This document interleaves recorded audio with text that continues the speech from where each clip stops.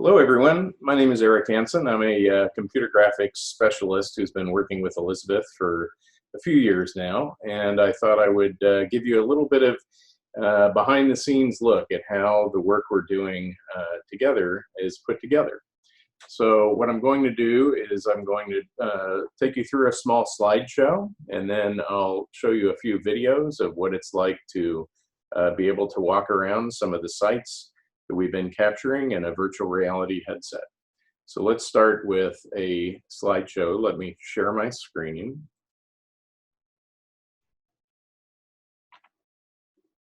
And the technique that we've been employing the last few years is a technique called photogrammetry. And this is a method it's kind of an ancillary photography method that's actually been around historically for some time. It was used in the World Wars, it was used in cartography, and it's basically a way of establishing depth from multiple camera positions. And I won't go in belabor the history of this, but basically computer graphics today has kind of revolutionized the field where we can do it with what's called computational photography. So today, again, we use computers to do this and a tremendous amount of digital photography. This would have been very difficult to do with celluloid film in photography because of the massive amount of images that we take. And again, the diagram here in the slideshow shows what it's doing is of many images, it's looking for common points, and it's finding commonalities between the images and then constructing points in geometry from that.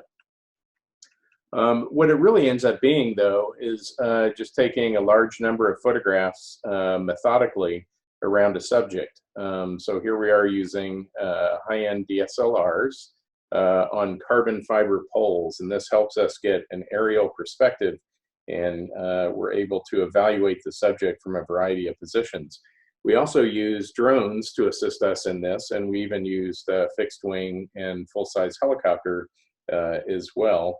But the majority of the work can be done on the ground with simple cameras. Every now and then we'll use a laser scanner, which you can see in the lower right. And this is an expensive device, but actually is easier to do without that with just straight cameras.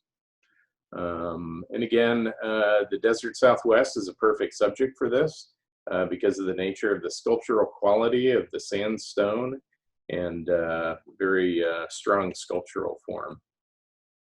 This video here I'm going to play, this is a time lapse of showing the capture. In this case, we're in China shooting a location called the Megao Caves, Buddhist art grottos.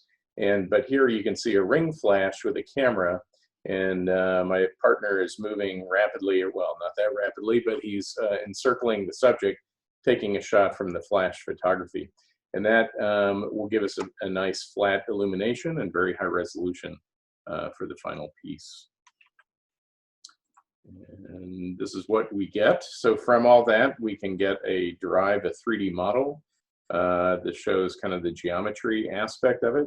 And then from that, the many photographs that are taken are reapplied to the model in such a way that we have a very photorealistic asset from that process. But let's look at what we've actually done in Segi Canyon. So this is the first software that's used, and this is called Reality Capture, and this shows the initial result, which is comprised of a series of points. And this is called a point cloud. Now, in just a moment, I'm going to turn on the cameras, and you'll see the large amount of images that I captured. So these white forms here are actually, each one of those is a separate photograph that I took. The ones that are elevated above were taken from the carbon fiber pole that we just looked at. And you can see the vast amount. I think this was about 2,000 images. It took me about 2.5 hours to shoot all this. Okay, let's go to the next video.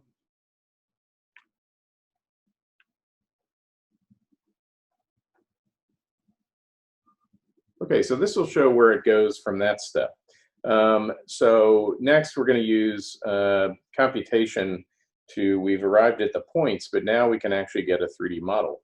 So here we can see the surface, the geometry of the model reconstructed highly accurately. And because we have all the cameras on this model, we can then use that to texture the geometry, and we get just an incredibly photoreal end result of the site, which can be used for research, or it can be used for experiential types of uses like we're doing with virtual reality.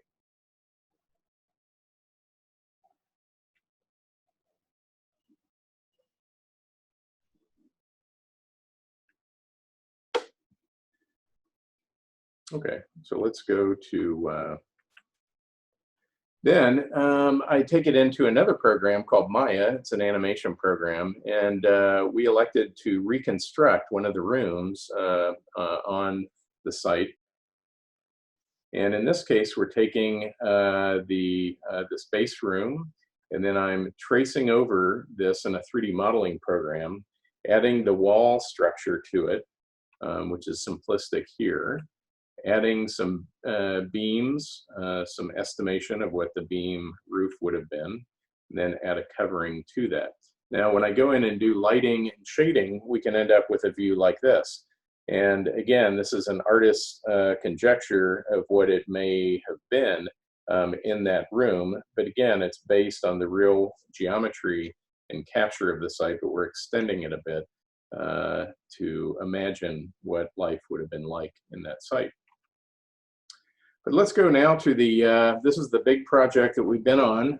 We're in the process of trying to arrive at a finished completion of a virtual reality experience. And this may be disseminated online as well, but for now, it's designed to be seen through a VR headset. We were going to debut this at Mountain Film this year, which of course was postponed because of the pandemic. But the work is largely complete. What I'm going to do here is play this short movie for a few minutes. And here we can see we're in kind of a gallery space with a map, a three-dimensional map of Sagi Canyon in front. And then what I'm going to do next is I'm going to launch that runtime button at the top here. So now what I'm actually, I pre-recorded this, I'm actually donning a VR headset. And as it begins to load here, we'll see what I saw looking through the headset. So now I have the headset on, I'm looking around, and I can see the 3 sites that we've captured. You can reach out, touch it with a hand controller, and it will load that site. It takes a few seconds to load.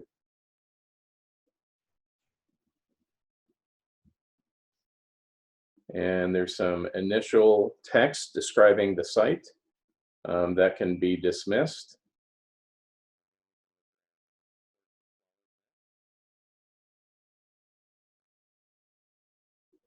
So now we're looking at the 3-dimensional model that came from the thousands of photographs that were taken. Because of this, we can actually move around virtually in the space. So you may see a little green line appear, and that's basically a pointer that points where I'd like to stand. And now I'm actually standing on a kind of a prow wall, something you wouldn't do in real life, but you can in VR. And we can get a very strong experiential view of what it's like to stand in the site.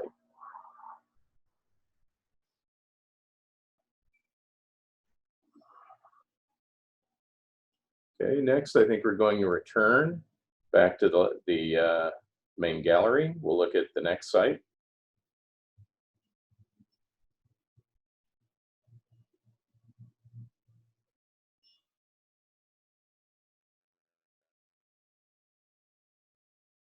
And we can see the canyon.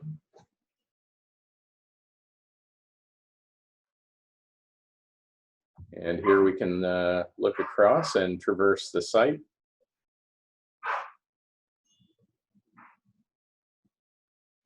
And make our way down.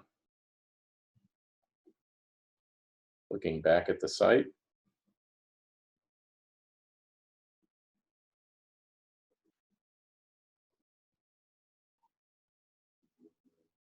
And toward the end here, we find the room where we did the reconstruction. We can see artifacts along the way. Here's some metate, grinding stones. We see some pot shards. And again, it allows virtual inspection of artifacts with no damage. Now we'll enter the final space. And we can see a special ceremonial niche.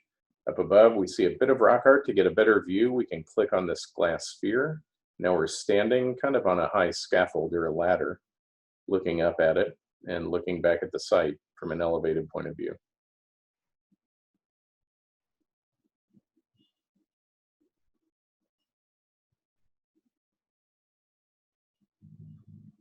And lastly, we'll show you the third site that we've captured.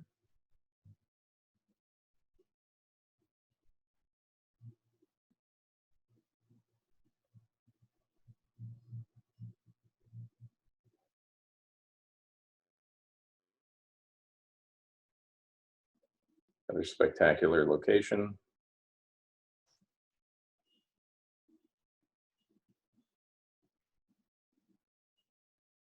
And now we can begin to traverse, understand the context of the site, and move forward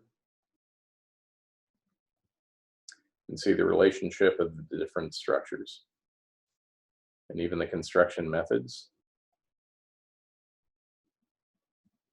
And below us is a ceremonial kiva. We can actually stand above it, or we can move down and jump down into the space, look around, and move back out. Actually, this is a sphere that we can get an elevated point of view. So again, kind of an impossible view to acquire in the real world, but we can do that in VR.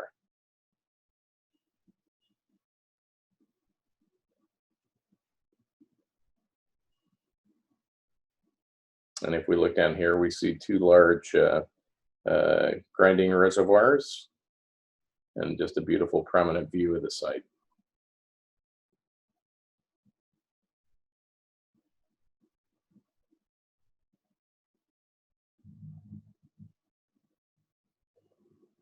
And we're back in the main lobby.